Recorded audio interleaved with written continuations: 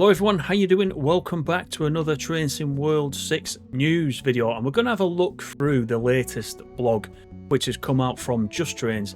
It's all about the Preston Crewe route, which we hope is around the corner, and in particular it's all about the work they've done on the 47s. So I will leave a link to the article itself down in the description if you want to go and have a look at it yourself. As you can see in the background, I have hit play on the slideshow of all the new screenshots that have been put in this dev blog, so I'll leave that running. I can't change the timings unfortunately because it is on the Just Trains website and it is out of my control, but let's have a look through the article together. And it is about the 47/3 that they've been working on. They're specifically intended for hauling freight services, and they'll be on a variety of services on the upcoming route. So it tells us that they'll work the merry-go-round haul trains to and from Fiddler's Ferry power station, but they'll also be working up to 75 miles per hour on Freightliner container trains. This isn't the limit of their use, however these versatile locomotives were regularly seen on just about any type of freight in the 1980s, and some great screenshots going backwards and forwards there, as you can see. We've represented their appearance occasionally on passenger services, something that BR were reluctant to do given their lack of electric train supply equipment.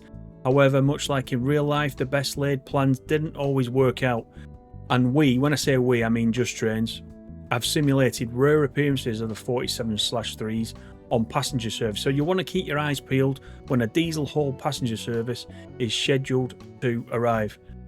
So Just Trains have worked exclusively, or extensively I should say, to create the 47/3 in Train Sim World 6, with a number of new features included so that it can accurately simulate the subclass in all the glory. And key among those features is the new slow speed control. We've seen this on the 37 for the Tees Valley as well. We first had the slow speed control there. We're now going to get it on the 47/3. So this feature was fitted to the 47/3s to enable them to work coal trains from pit to power station without the need for stopping or constant adjustment of the power controls. As a result, when you arrive at Fiddler's Ferry power station, you'll be able to switch on the SSC and relax. I don't know if we'll relax, but I know what it's trying to say. You'll be able to relax while your train navigates its way through the unloader at a steady 1.5 miles per hour, supplying black gold to the national grid. Additionally, they've also made a number of changes to the 47/3 to enhance the overall experience when using the loco in the game, and we'll have a very quick look through that. So 47/3 exterior art changes. So the 47 of course has been altered so that we can have the 47/3 subclass. There's been a full exterior remap and it's been retextured from the ground up. It's going to be basically a new loco, isn't it? There's going to be high detail weathering across the variants included with the pack, which you can see from the screenshots. Plated head code panels has been remodeled at both ends. Boiler exhaust removed and a plate added to cover it. Of course, we talked about the slow speed control box.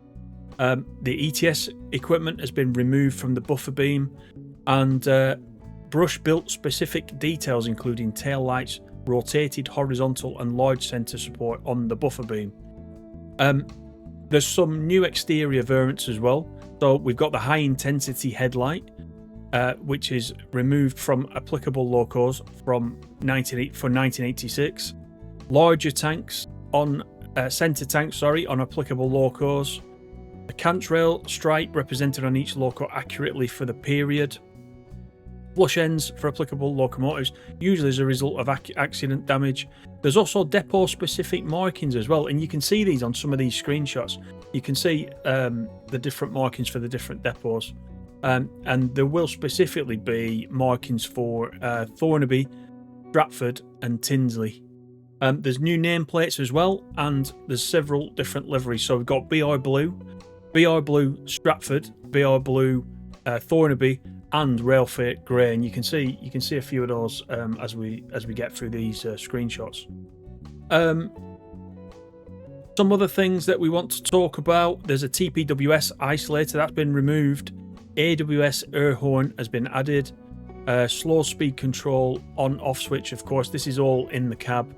There are new door open and close animations as well, which is quite interesting.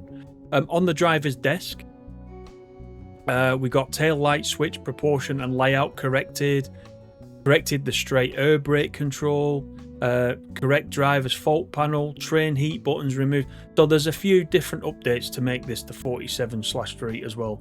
Now, one important thing that's coming in as part of this, audio changes and enhancements, because lots and lots of players always want to know about the audio.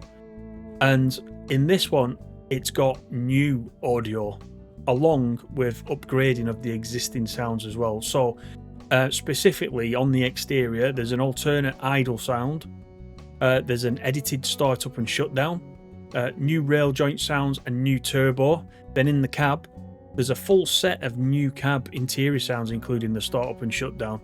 There's a new fire bell if you ever work the fire bell. There's a working DSD with DVD as well, the driver's vigilance device. New switch sounds, new triple pump. There's lots of stuff gone into this 47/3. You'll need to read the article properly to take all this in and just see what it is that you're interested in. I know sound is one that you're all going to love. This is a Just Trains product again. I always say it. We expect a certain amount of quality, don't we, by now, from the Just Train stuff. We just had the Transport for Wales 142. I've been quite enjoying that all this week. Another good product from Just Trains. I expect this to be no different when this comes out. Now, back in September, this route was in the 0 to 3 months. So, you know, according to that, and we've not heard anything different, it should be coming any time, shouldn't it? I hope that it's not delayed in any way, because they're going to have to be telling us about that, aren't they, quite soon? I've got my fingers crossed that it's still going to come out before Christmas, but we're getting into December, aren't we? Next week. And so, you know, I know that DTG have a shutdown over the Christmas period. So we'll see. I don't know what you guys think. You can let me know. But I'm going to leave the link to the article. Please go and have a look yourself. Thank you for watching this. I don't know if you all knew that this article was out. I didn't find out until later yesterday. But I wanted just to bring it to you as I normally do. So enjoy the article, enjoy the screenshots all over again, because these are great. These are absolutely great. Doesn't it make you just want to jump in and drive it?